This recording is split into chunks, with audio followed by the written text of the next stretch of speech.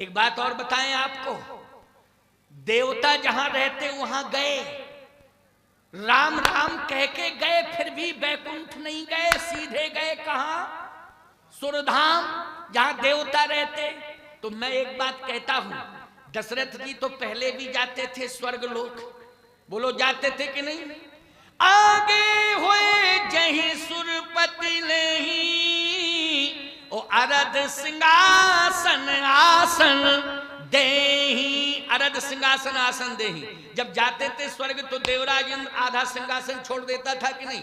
इतनो लंबो चौड़ो सिंहासन बनवाया था उसने कि डबल स्वयं बैठे और दशरथ जी महाराज को बैठा ले। बोलो भाई, तो अरद सिंहासन आसन देही।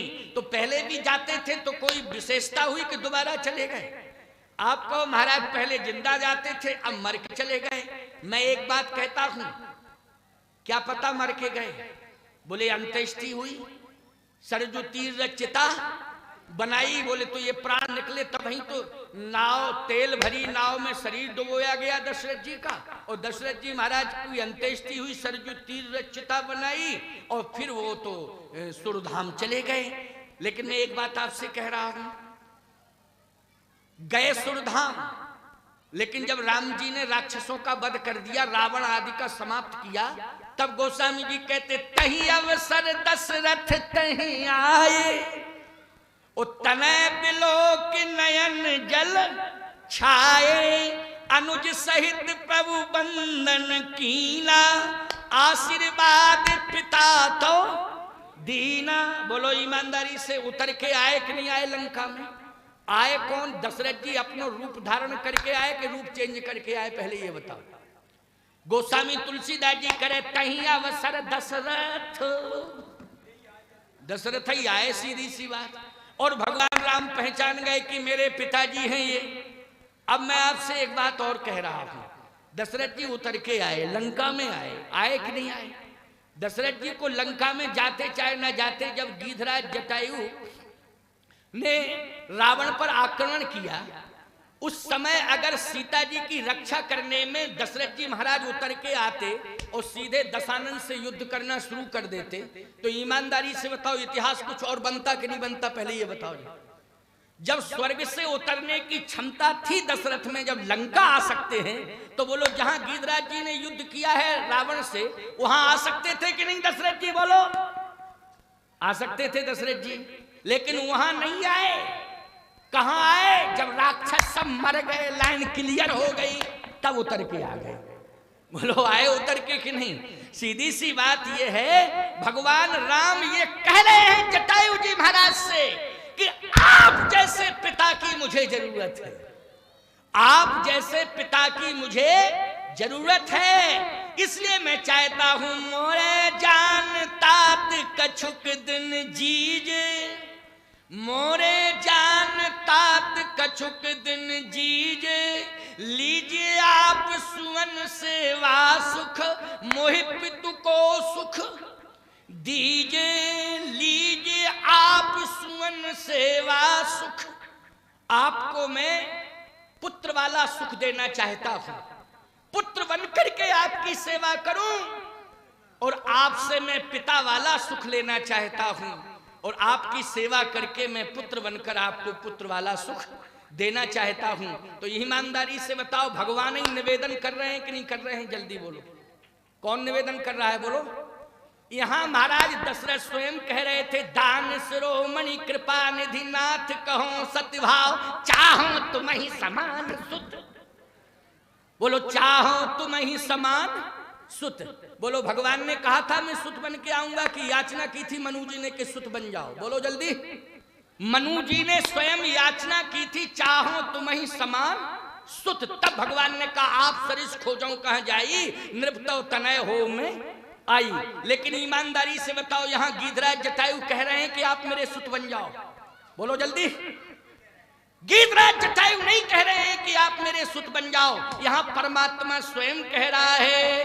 क्या कह रहा है? लीजिए आप सुवन सेवा सुख, लीजिए आप सुवन सेवा सुख, मोहि पितु को सुख दीजिए। आप मेरे पिता बन जाओ, मैं आपका पुत्र बन जाऊं, वो पुत्र बन करके आपकी सेवा करूं।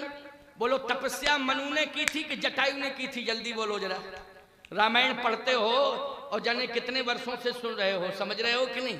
खानदान में परंपरा चली आई रामायण सुनने की। लेकिन हम आपसे पूछना चाहते हैं कि तपस्या मनु जी ने की थी कि नहीं की थी? गोमती नदी के तट पे की थी कि नहीं की थी? राजा थे कि नहीं थे? उत्तम कुल में पैदा हुए थे कि नहीं हुए थे? लेकिन गीधराज जटायु तो गीध अधम खग आमस भोगी और गत दीनी जो जाचत जोगी। ऐसा अधम पक्षी निकृष्ट जाति में पैदा हुआ जिसने कभी माला लेकर के भजन नहीं किया है, खड़े होकर तपस्या नहीं की है, लेकिन इन हाथों से सत्कर्म किया है गीधराज जटायु ने। इसलिए सत्कर्म के बल पर परमात्मा पुत्र बनने को तैयार है और गीधराज जटायु को पिता बनाने को तैयार है। बोलो किसके बल पर? सत्कर्म के बल पर। इसलिए अच्छा कर्म करो, नारी का सम्मान करना सीखो। भगवान ने कहा कि आप मेरे पिता बन जाएं, मैं पुत्र बन करके आपकी सेवा करूं।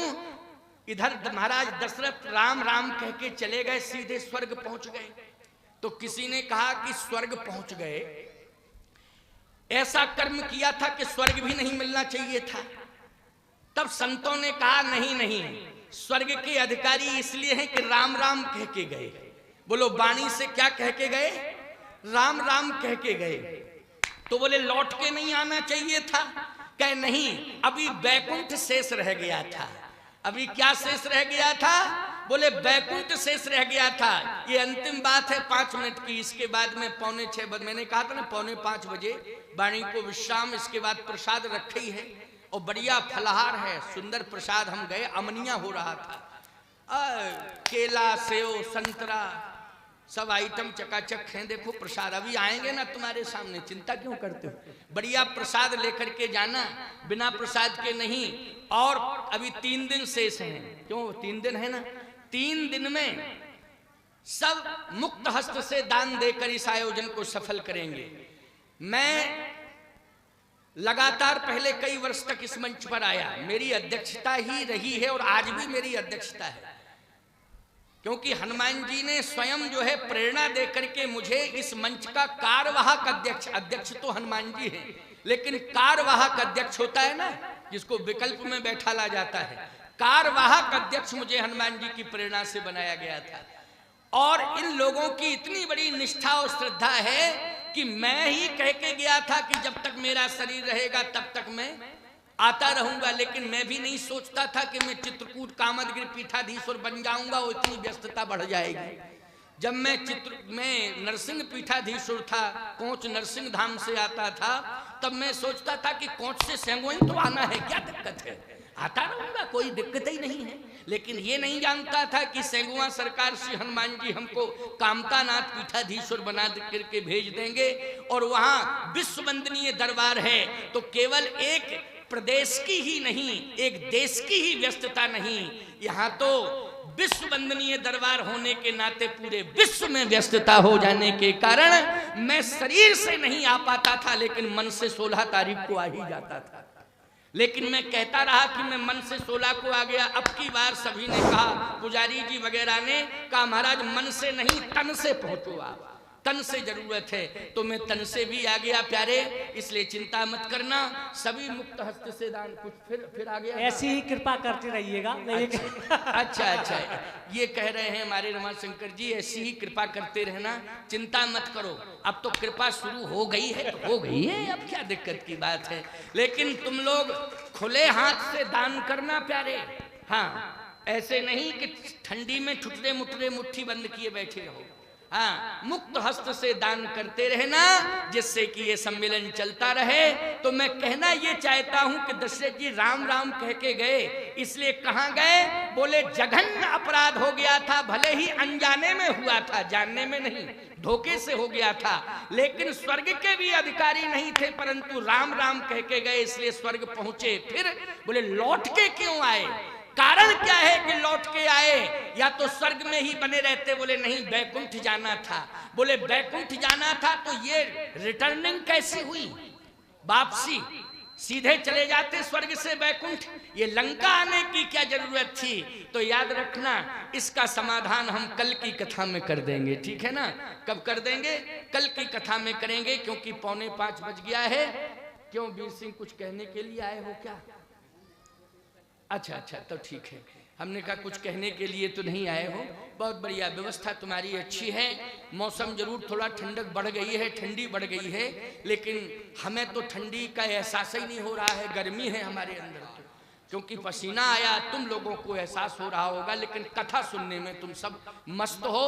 तो मैं ये कह रहा था कि जन्म और मरण, राम का नाम और राम का भजन, राम का काम, सत्कर्म का मतलब होता है राम का काम। जवानी में राम का काम करो, बुढ़ापे में राम का नाम लो, भजन करो, मरण सुधर जाएगा।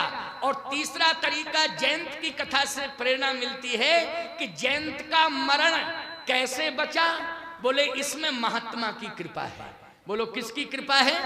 नारद देखो बिकन जयंता, लागी दया कोमल चित संता। ये नारद जी की कृपा है। तो महात्मा की कृपा यानी महात्मा का संरक्षण मिल जाए तो व्यक्ति का मरण बच जाता है और मरण सुधर भी जाता है, बच भी जाता है मरण और सुधर भी जाता है। जबकि मरण को सुरक्षित करने वाले महामृत्युंजय भगवान महादेव जी हैं। बोलो हैं कि नहीं? लेकिन महादेव जी ने भी तिरस्कार कर दिया था कि नहीं किया था? ब्रह्मधाम शिवपुर काहू बैठन कहा ना वही, लेकिन बचाया किसने मरण? बोलो संत ने बचाया, नारद जी ने। ये सारी चर्चा और विस्तार पूर्वक कल करेंगे। आओ।